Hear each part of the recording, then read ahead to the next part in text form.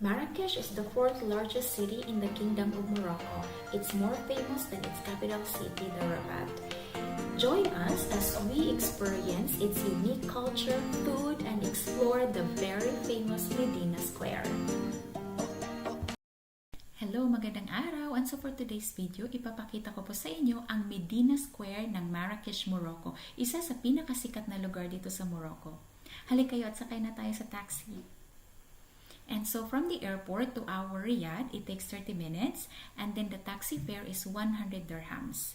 Pero yung 100 dirhams na yan, nag-invest kami ng laway dyan. Meaning, it's already a negotiated price. So, hindi yan yung original price na ibinigay ni Manong driver sa amin. So, kayo, pag nagpunta kayo ng Morocco, makipag-negotiate din kayo sa presyo. Huwag kayong mag-yes agad. Parang Pinas lang din. And speaking of Riyadh, na-mention ko yung Riyadh kanina, diba? So, ano nga ba ang Riyadh? Riyadh, yan yung tawag sa traditional house dito sa Morocco. So, ngayon, maglalakad tayo ng 500 meters papunta sa aming Riyadh kasi hindi makapasok ang taxi kasi kita nyo naman, medyo makitid ang daan.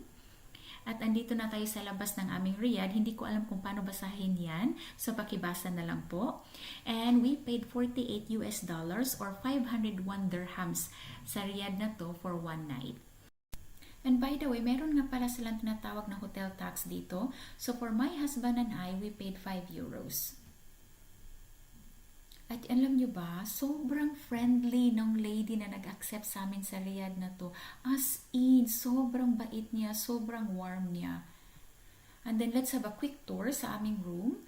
Super simple lang ng room namin. One bed, one window, and then toilet. Yun lang. But then, the location of this Riyadh is super nice kasi sobrang lapit niya sa Medina Square. Maglalakad ka lang. And then, this is the rooftop. Magandang makipagtsikahan dito.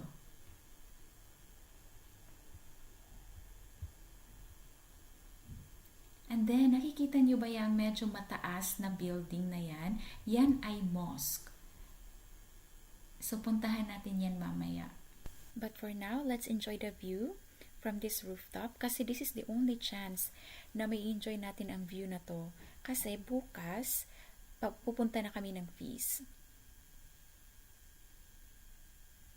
Ang ganda ng view, diba? And so now, here we are at their souk. At alam nyo ba, sobrang lapit ng souk na to sa Riyadh na inistehan namin. Just like around 30 to 50 steps lang. At sa souk na to, sobrang laki ng souk na to. Meron na silang bags, clothes, scarves, watches, souvenirs, at kung ano-ano pa. Ano pang hinahanap nyo? Andito na ata lahat.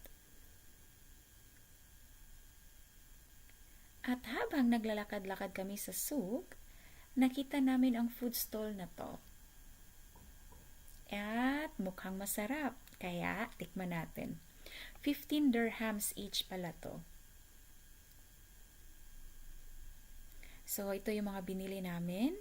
Ito yung minced meat at saka cheese.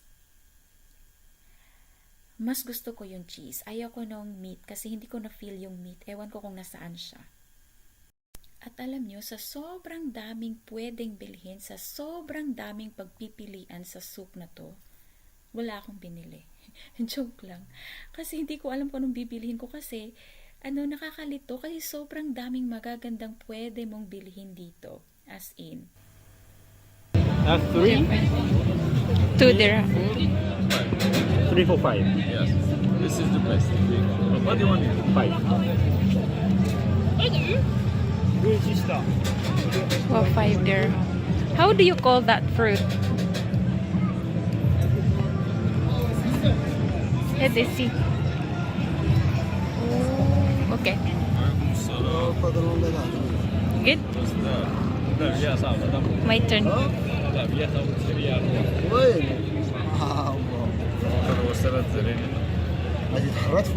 Good.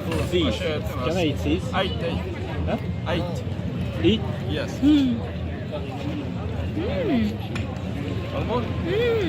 Nice. Yes. Good. That's 4 dirham. Good, eh? What's the name of the fruit? Cactus. So ito pala ay isang cactus fruit. Grabe, sobrang sarap niya. Pag nakita nyo to sa souk or sa Medina Square, bilhin nyo na, i-try nyo na. Kasi sobrang mura niya, tapos sobrang sarap. Highly recommended ko yung cactus fruit.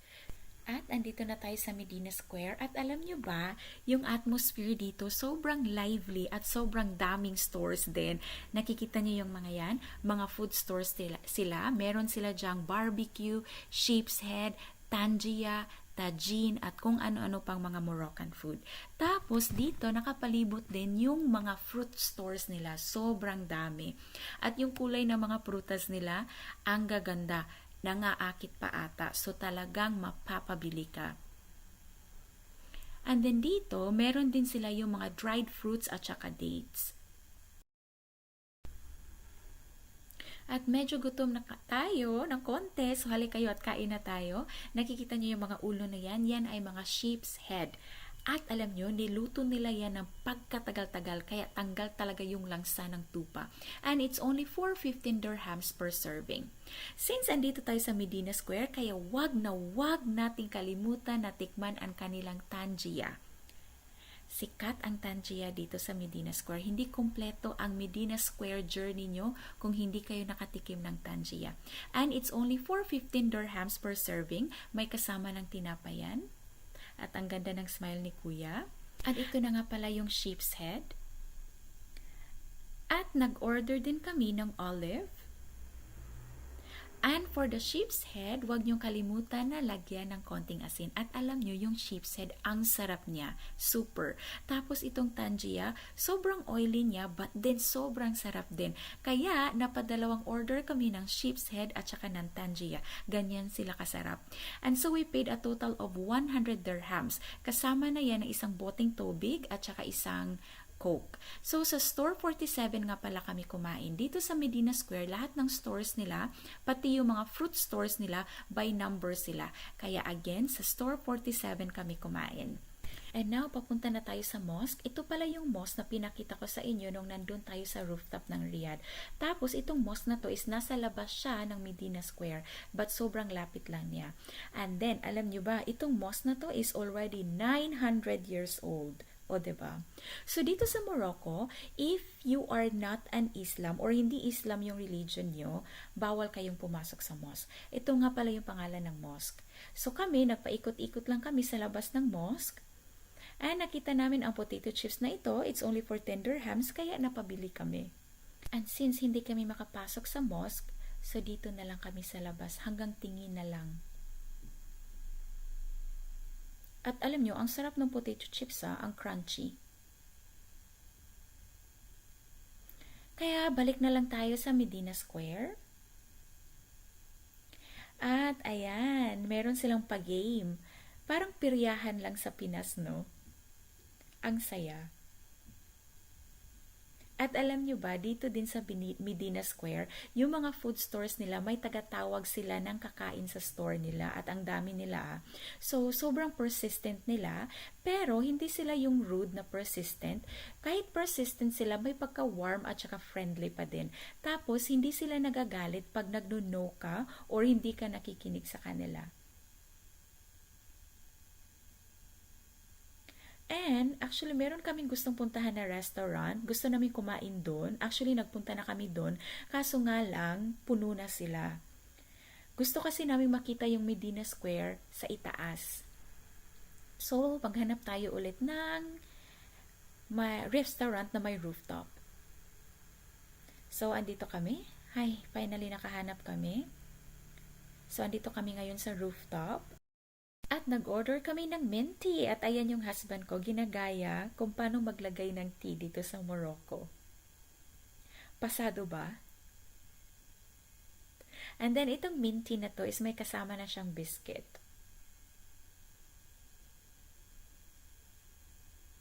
Ayan. Pero alam nyo, yung mint tea is may asukal siya, matamis. So, hindi siya swak sa panglasa ko kasi umiinom ako ng tea but then, hindi ko hinahaluan ng kung ano-ano yung tea ko. Tea lang siya. Wala siyang asukal, wala siyang milk. So, pag may asukal na at may kung ano pa, siguro yung mint, yun, pwede yun. Pero pag matamis na, hindi talaga siya pwede sa panglasa ko. But then, sa husband ko, gustong-gusto niya yung minty dito. And then, nag-order din kami ng Moroccan salad. Tapos, itong Moroccan salad na to is, it has a lot of tomatoes. Ay, hanggang saya, diba? It has a lot of tomatoes. Tapos, meron din cucumber, carrot, and olive on top. Tapos, yung dressing ng salad na to is olive oil, vinegar, pepper, at saka konting salt ata. So, sobrang sarap niya. Gustong-gusto ko tong Moroccan salad na to. Tapos, gustong-gusto din siya ng husband ko. Ayan, nabubulot tuloy ako. At nag-order kami ng tagine. This time, it's tagine. Kanina, it was tajia. This time, it's tagine. Parang magkaano sila, no? Magkatunog yung pangalan. And this is the view from the rooftop. Yan yung Medina Square. At alam nyo, dito sa Medina Square, as what I have said earlier, sobrang lively ng atmosphere. May mga maraming performers din dito. May mga snake charmers, may mga drummers, may mga dancers, at saka may mga storytellers. Ganyan kasaya dito sa Medina Square. Kaya siguro sobrang sikat ng lugar na to. Kasi andito na lahat. Wala na kayong mahahanap pa. So, yan yung pangalan ng restaurant na kinainan namin. Masarap yung food dito. And now, it's morning time. Nakatulog kami ng mabuti kagabi. And to start our morning, let's start it with juice. So, nag-order kami ng, for me, orange juice. Tapos sa husband ko, it's avocado juice. And it's only for 15 dirhams. At ang sarap ng orange juice, sobrang tamis. At andito ulit tayo ngayon sa Medina Square. Kung gaano siya ka-lively sa gabi, ganon siya katahimik sa umaga. Andito nga pala, meron silang magandang exchange currency shop. Nagpa-exchange kami kagabi at ang ganda ng rate nila dito. Yan yung sinasabi kong place. So, pag nagpa-exchange kayo ng money, dyan kayo magpunta.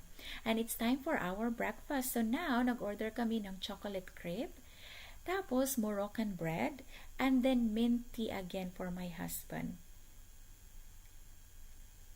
At yung Moroccan bread nila, may feeling na peanut butter.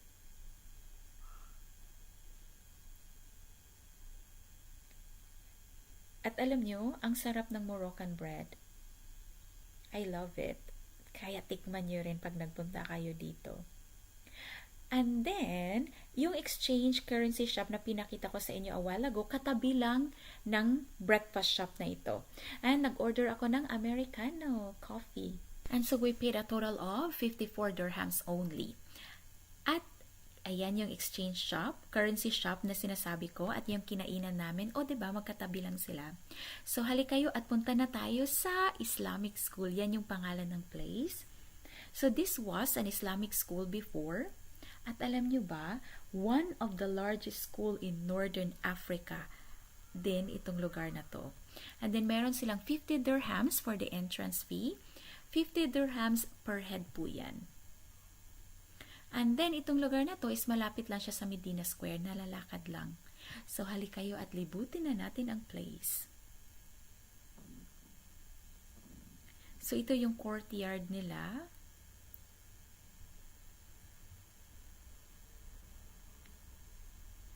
Ang ganda! As in, nagagandahan din ba kayo?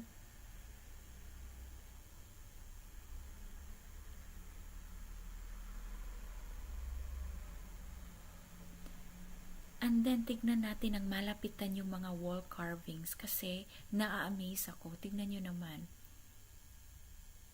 Ang ganda, diba?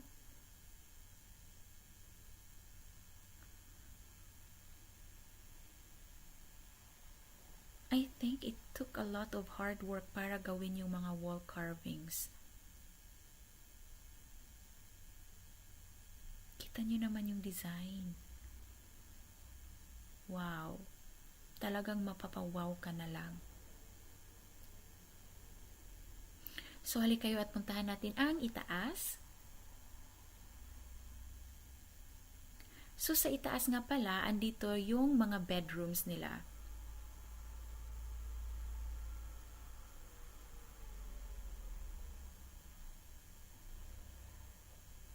And then, tingin tayo sa baba.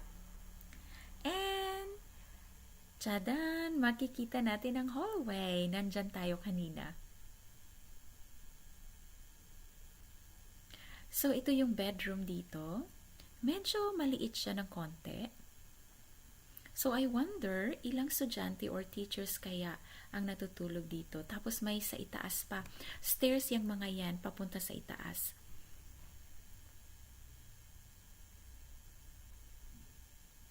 Tapos, maliit din yung room sa itaas. And now, papunta na kami sa isa pang restaurant. Doon tayo magla-lunch. So, sumakay kami ng tuk-tuk. Tuk-tuk ang tawag nila dito. So, nag-check out na kami sa Riyadh. And then, from our Riyadh to the restaurant is only 50 dirhams. Actually, negotiated price din yan. Yung 50 dirhams na yan.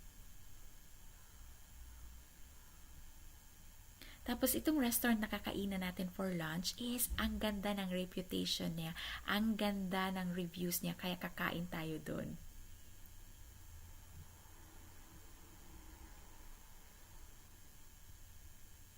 Excited na ako. Ayan. Yan yung pangalan ng place.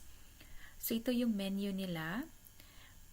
Kita niyo naman yung menu, diba? Nakasulat sa French at saka sa Arabic. Kasi dito sa Marrakesh, yung mga tao dito, yung mga Moroccans, they can speak French fluently. And then, nag-order kami ng Moroccan salad. Parang ano yata yan? Tomato paste. Maanghang yan, kaya careful. So, ganyan pala yung pagkain yan. Yung bread sinasawsaw sa tomato paste. And then, meron pa french fries. So, ito, lamb at saka beef. At alam nyo, sobrang sarap. Hindi kami nagkamali sa pagpunta sa place na to, as in. And we paid a total of 66 dirhams. Kaso nga lang, ang problema sa place nito, medyo matagal ng konti yung serving nila, yung service nila. Kasi, sobrang daming tao, as in. So, kayo, pag nagpunta kayo dito sa Marrakesh, puntahan nyo tong restaurant na to. Highly recommended din siya. Pag meat lovers kayo, magpunta kayo doon. Kasi sobrang sarap talaga nung beef at saka nung lamb, as in. So, ngayon, andito na kami sa train station. And then, we paid 10 dirhams from the restaurant coming here. We paid 10 dirhams sa taxi. And it only took 5 minutes. So, ito yung train station nila, Marrakesh train station. So, from here, pupunta tayo sa Fez. So, actually, we already booked ticket online and we paid 290 dirhams each. And then from here to Fez, it takes 6 hours. So, it's 4:50 in the afternoon now. And then we will arrive in Fez at 11 p.m. And then actually in Fez is matutulog lang kami dun. Kasi in the morning, tomorrow morning, early in the morning is pupunta kami ng Chefchaouen. And before ko nga pala makalimutan, may free SIM card po sa Marrakesh Airport. So, wag na kayong bibili ng SIM card. May free SIM card sa Marrakesh Airport. Kaso nga lang wala siyang load. So, bibili kayo ng load for your SIM card. And so, goodbye Marrakesh. And hello Fez. So, ayan. Mabuti naman at may mga tao pa sa labas. So, I feel a little safe. At maglalakad tayo papunta sa hotel. It takes 5 minutes papunta sa hotel. So, andito na tayo sa hotel. The name of this hotel is Perla Hotel, and then it's $38 per night. Tapos, again, yung hotel tax nila is we paid it separately from the hotel fee. Dito is parang we paid 3 euros something. For both of us na po yung 3 euros na yan. And tignan natin ang view sa labas. Okay. So, dito, sa hotel na to is matutulog na kami ng ilang oras kasi bukas, sobrang aga ng bus papuntang Chefchaouen. Kasi mahabang biyahe papunta sa Chefchaouen. And then ito yung toilet nila. And so far, this hotel is good. And so that's all for today's video. Sana nagustuhan niyo po yung video ko. And watch out for my next video kasi ipapakita ko sa inyo ang Chef Shawen. And thank you for watching. See you and have a great day.